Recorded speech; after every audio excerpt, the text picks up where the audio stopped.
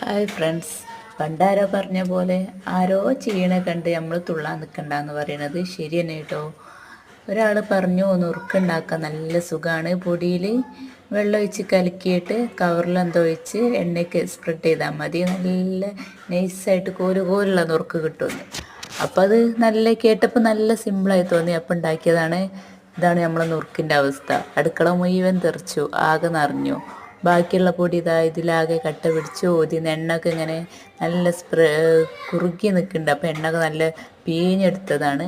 അത്രയും നല്ല super recipe കേട്ടോ. അപ്പോൾ ഇതെന്താണെന്ന് അതിന് പുതിയ പേര് ഞാൻ കണ്ടുപിടിച്ചേണ്ടി വരും. ഇതെന്താണെന്ന് നിങ്ങൾക്ക് ആരെങ്കിലും അറിയാം, കമൻറ്റ് ചെയ്യണേ. ഇങ്ങനെ പൊട്ടിപ്പാളിസായ റെസിപ്പി ആരെങ്കിലും ചെയ്തിട്ടുണ്ടെങ്കിൽ കമൻറ്റ് അയക്കണേ. ഇതാണ് നമ്മൾ നുറുക്ക് കേട്ടോ.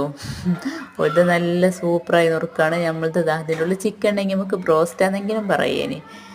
ഇതാണ് കേട്ടോ. ഇനിയിപ്പോൾ ഇതൊക്കെ നന്നാക്കി എടുക്കട്ടെ ഗൈസ്. അപ്പോൾ അടുത്ത വീഡിയോയിൽ കാണാം. Okay, by.